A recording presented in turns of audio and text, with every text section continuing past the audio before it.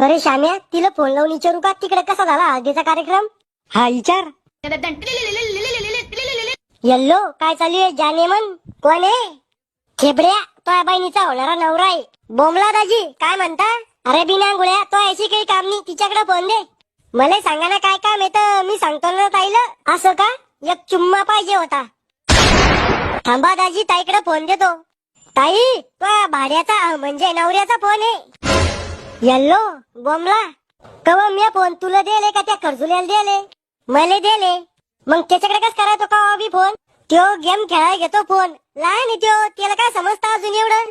आता जर दुसऱ्या बायच्याने त्याला फोन उचलला ना तर तिथे येऊन कानाखाली मारीन मी त्याच्या. बर ते जाऊ द्या, फोन कशाला केलता?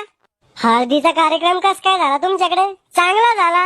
अय ऐक ना, तुला एखादी सक्की चुलत बहीण आहे का? काऊन? मामा मित्र श्याम्यानी का त्याच्यासाठी पाहिजे होती. मी माझ्या बहिणीला उंदराचं औषध खाऊ घालीन, पण त्या खेकड्या संग लग्न नाही होऊ देणार.